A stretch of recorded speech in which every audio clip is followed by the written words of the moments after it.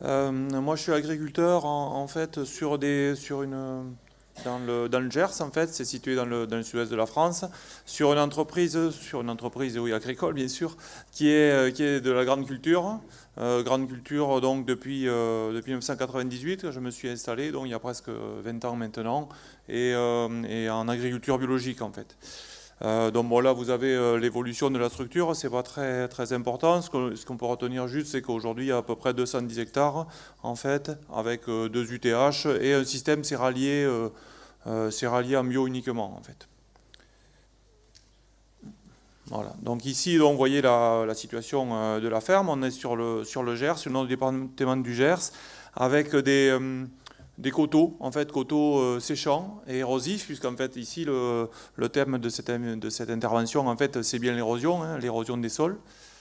Voilà un petit peu quand je me suis installé en 98, je suis arrivé sur une ferme, en fait, hors cadre familial, un petit peu, et je n'étais pas habitué à ça, en fait. Bon, quand j'ai commencé à travailler, dès la première année, qu'est-ce que j'ai fait? J'ai fait comme tout le monde, hein, j'ai labouré, je suis allé voir comment travaillaient les voisins, en fait, et j'ai appliqué leur système. J'avais du travail du sol assez violent, en fait, et voilà ce qui arrive. Voilà ce qui arrive tout de suite. La première année, en fait, un orage complètement exceptionnel comme tous les ans, j'ai l'habitude de dire. C'est-à-dire que c'est vraiment des situations qui arrivent très fréquemment, mais les agriculteurs ont l'habitude, en fait, tout simplement, et c'est presque une fatalité. Leur champ descend, en fait, tous les ans. Et voilà ce qu'on voit un petit peu, avec des descentes de terre très importantes, des fossés bouchés. Et en fait, là, ce qui se passe, c'est que on a tout notre capital, hein, tout notre matériel en fait, qui nous permet de produire, qui s'en va. Et c'est des dizaines de tonnes, c'est des milliers de tonnes de terre qui s'en vont, qui bouchent les fossés, ça a des coûts pour la société. Et en même temps, moi, la première année, j'arrive là et j'ai à ressemer aussi. C'est-à-dire que il faut que je remécanise, que je repasse, que je remette de l'argent dessus, c'est du temps, etc. Et là c'est quelque chose qui m'a vraiment perturbé, qui m'a vraiment choqué. Et effectivement, j'ai essayé de bouger un petit peu les lignes et de trouver des solutions, quoi. Bon, pourquoi en fait, pourquoi on arrive à ces situations-là? Il faut savoir que dans ces régions-là, dans cette région, en fait, bon, vous voyez, les coteaux sont pas méchants, hein, c'est pas très, très, très fort, mais c'était des systèmes en fait qui étaient basés sur 3 cultures, grosso modo. En fait, c'était des céréales, hein, effectivement. Il y avait de l'élevage, essentiellement des vaches et de la vigne en fait. Et tout ça c'était en équilibre avec des systèmes bocagers. Et là en fait je pense qu'il n'y avait vraiment aucun problème d'érosion parce que c'était vraiment très bocagé, très maillé en fait, avec des prairies, etc.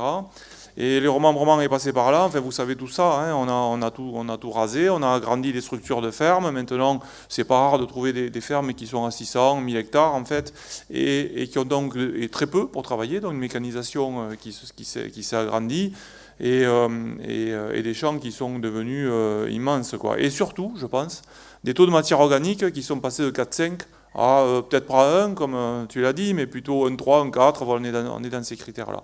Et là, un 3, un 4, en fait, ça fait des terres qui sont très très fragiles. Je pense qu'on est aujourd'hui arrivé à un cap, peut-être une petite charnière, on le dit souvent, mais je vois, c'est pas cette année, mais c'est l'an dernier, on a eu une pluie à l'automne, pas exceptionnelle, 30 mm en 2 heures, enfin, je ne me souviens pas exactement, où vraiment rien n'aurait dû bouger, quoi. Et là, tout est parti. Et bon, pareil, pelle mécanique dans les fossés, enfin voilà, c'est ça, quoi, hein, c'est ce qu'on voit là.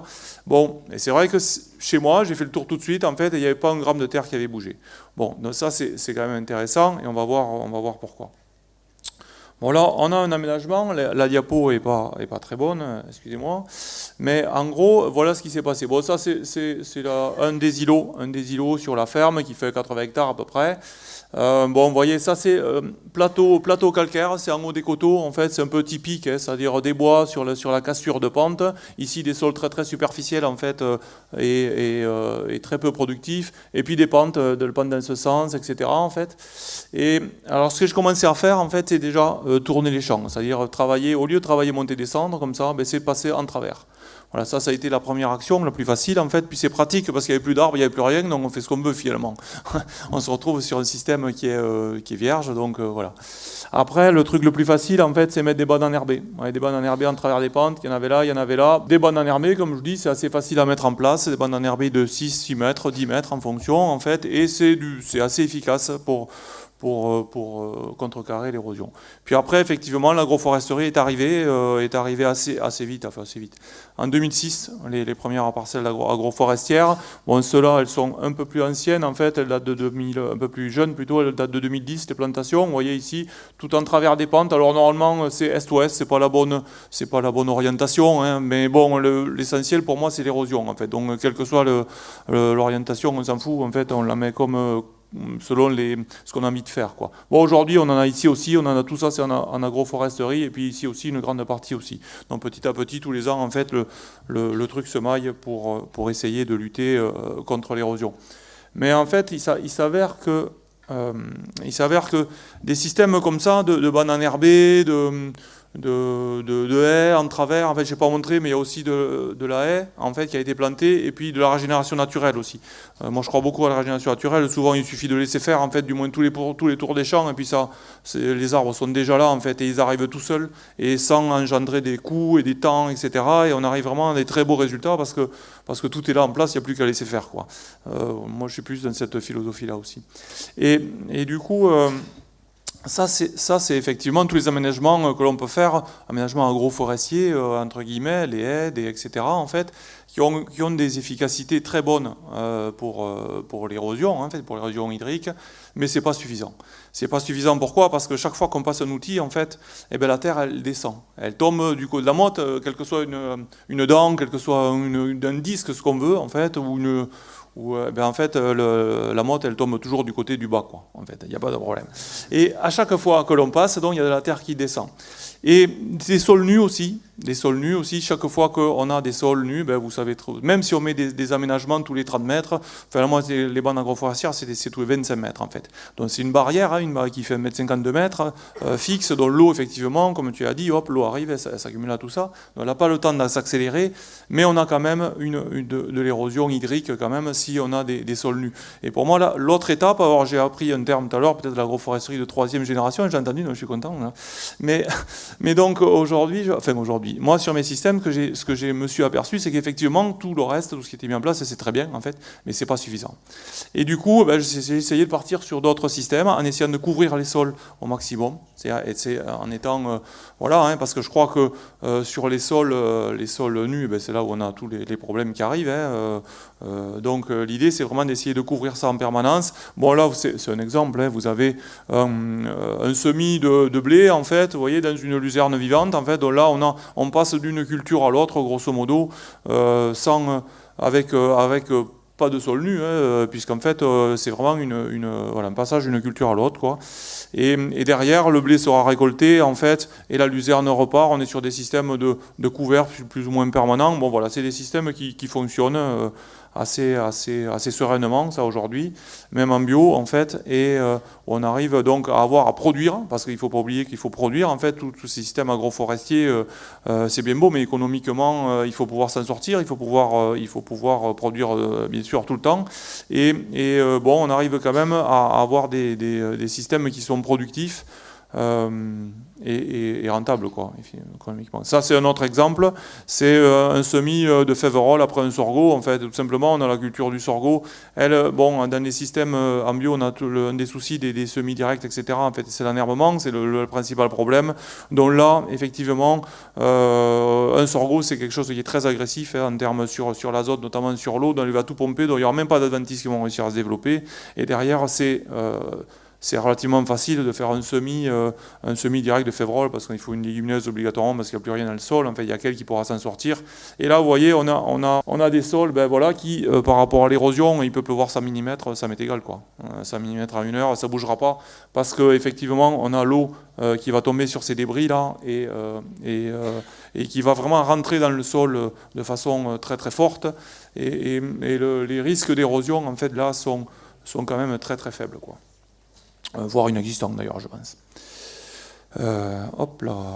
Bon, voilà d'autres systèmes dans des semis, sur des couverts, en fait, sur des couverts vivants, rouleaux, et semoirs derrière. En fait, là aussi, on passe d'une plante à l'autre, on essaie de ne pas avoir de rupture, en fait, pour pouvoir, pour justement que le sol soit toujours là. Bon, après, il y a tout un tas de bienfaits ou de trucs écosystémiques rendus par les couverts, et ce système d'agriculture-là qui est bien plus important que l'érosion, en fait, mais ici c'est le thème. Et par rapport à l'érosion, en fait, là, effectivement, on a quand même des protections très fortes. Bon, ici, effectivement, c'est la structuration du sol qui est faite par la biodiversité, hein, par les systèmes racinaires. On passe du génie mécanique, grosso modo, au génie végétal. C'est lui qui fait le travail et qui structure les sols. La fertilité aussi est amenée par ces couverts-là, en fait. Bon, moi, je suis sur des systèmes donc en bio, hein, je vous l'ai dit au début, donc il n'y a pas d'intrants chimiques, il n'y a pas de produits, tout ça. Mais bon, je me suis mis aussi quelques barrières, puisque en termes de... J'ai pas d'engrais organique non plus, c'est-à-dire je suis en auto-fertilité depuis 2004. C'est-à-dire que depuis 2004, en fait, ça fait presque, pas 15 ans, mais presque, où il y a zéro intrant, en fait. Hein. Je mets rien du tout, je suis que sur de l'auto-fertilité. Donc là, effectivement, il faut réfléchir très fort, hein, sur les couverts, etc., pour qu'eux arrivent à nous amener cette fertilité-là. Bon, je m'éloigne un petit peu des arbres, en fait, quand je vous parle de tout ça, mais je parle agriculture. Je pense que c'est difficile de dissocier les deux. Pour moi, on est sur l'agroforesterie. Moi, j'ai du mal à en donner une définition. On en a parlé un petit peu. L'agroforesterie, des aliments d'arbres dans les champs, c'est très bien, mais est-ce que c'est ça l'agroforesterie? Je crois pas. Je crois que c'est des systèmes en fait beaucoup plus complexes que ça, où on est sur du vivant, où on est sur des systèmes qui fonctionnent sur la biodiversité. On va aussi en parler cet après-midi. Ici, vous voyez, bon, c'est une photo qui date un peu, évidemment. Je suis un agriculteur, je passe sur mes champs super régulièrement, mais j'ai pas le réflexe de prendre des photos. Celle-là, je crois elle date de 2013, je crois, donc désolé, elle a au moins 5 ans déjà. Donc les arbres sont beaucoup plus grands que ça. Aujourd'hui, j'ai des arbres, pas sur cette parcelle, mais qui font... je sais pas, 7-8 mètres de haut, aujourd'hui, avec des fûts qui sont déjà à 4 mètres 50, 5 mètres pour certains arbres qui poussent beaucoup plus vite que d'autres. Ici, l'objectif, c'est du bois d'œuvre, en fait. Donc, c'est vraiment une culture dans la culture. Donc, c'est aussi de la formation pour l'agriculteur, c'est aussi du temps. Je pense que l'agriculteur doit aussi s'imprégner de ça, hein, c'est-à-dire c'est pas planter des arbres pour planter des arbres. Pour moi, c'est la beauté du paysage, etc. C'est un élément très important. Effectivement, je travaille avec un voisin, en fait, pour le matériel et même pour des salariés qu'on a ensemble. Et de temps en temps, je travaille chez lui. En fait, il est en bio aussi, mais il a des systèmes bien différents des miens, en fait, qui sont pas critiquables. Hein, c'est comme ça, avec des parcelles qui sont plutôt de l'ordre de 50-60 hectares, en fait, très très longues. Tout est au GPS, et je vous garantis qu'on s'y ennuie, quoi. Quand on est, voilà. Tandis que c'est vrai, quand on a des bandes d'arbres, etc., bon, c'est quand même plus sympa. Mais ça, à la limite, presque, je m'en fous. Moi, je fais pas de l'agroforesterie pour ça, même si c'est agréable. En fait, je fais l'agroforesterie pour tous les bienfaits qu'ils amènent, pour tout le système, pour la biodiversité notamment. Mais ça, on en parlera cet après-midi, j'ai déjà dit. Et dans le cas présent, en fait, par rapport à l'érosion, vous voyez ici, on a des bandes d'arbres, en fait, tous les 25 mètres. En fait, c'est des multiples de 4 et de 3, c'est adapté à ma mécanisation. Et malgré tout, on a des pentes ici, ça ne se voit pas trop sur la photo, mais qui sont relativement fortes. Et ici, bon, ces barrières-là, plus les systèmes découverts, etc., en fait, quand je me suis installé, donc en 2000, la première photo, c'était pas sur ces parcelles-là, mais ça aurait pu. En fait, là, il y a des petits bassins versants qui arrivent. Et ici, là, vous voyez, on le voit très peu, il y a une maison, en fait. Et la terre, quand il y a eu un gros orage à un moment donné, la terre, elle est partie. Elle a pris le petit bassin versant, en fait, elle a attrapé le fossé, elle a bouché le fossé de la maison qui était juste là, elle a traversé la cuisine de la maison, en fait, elle a défoncé elle est passée d'une fenêtre à l'autre, en fait, c'était assez impressionnant, et voilà, quoi. Alors là, c'est l'année où j'ai acheté cette terre-là. Et là, quand même, il a fallu réfléchir. C'est-à-dire qu'avec la personne qui était à la maison, qui n'était pas contente, vous l'imaginez bien, ça a été un peu compliqué, quoi. Donc aussi, ça m'a aussi poussé à tout ça, à tous ces systèmes-là. Et c'est vrai que depuis, donc c'était 2002, en fait, 2002-2003, je ne sais plus exactement. Depuis, tout ça, ça a été fait, cet aménagement, tout ça, et on n'entend plus parler d'érosion, en fait, et puis on se parle, on se reparle plutôt, parce que ça a été compliqué quand même. Bon, et du coup, finalement, je pense qu'elle est très contente d'avoir quelqu'un à côté d'elle qui est en bio, en fait, qui a planté des arbres, c'est quand même plus sympa, elle se promène avec son quad sur les trucs, là, et en même temps, où elle est un peu débarrassée de tous ces systèmes d'érosion, en fait. Bon, ça, c'est un peu pour la vision sociétale aussi, en fait, de l'histoire. Bon, il faut voir que ici, regardez ici, c'est pas chez moi, heureusement, mais bon, ça pourrait. Ça, c'est un affleurement calcaire, là-bas. Bon, c'est une bosse, en fait, où il n'y a plus rien. Il n'y a plus de sol, il n'y a plus rien, il n'y a plus rien qui vient dessus. Les tournesols, c'est des pâquerettes. Le blé, si on n'y met pas 200 unités d'azote, en fait, il ne produit rien. Il ne monte même pas en épi.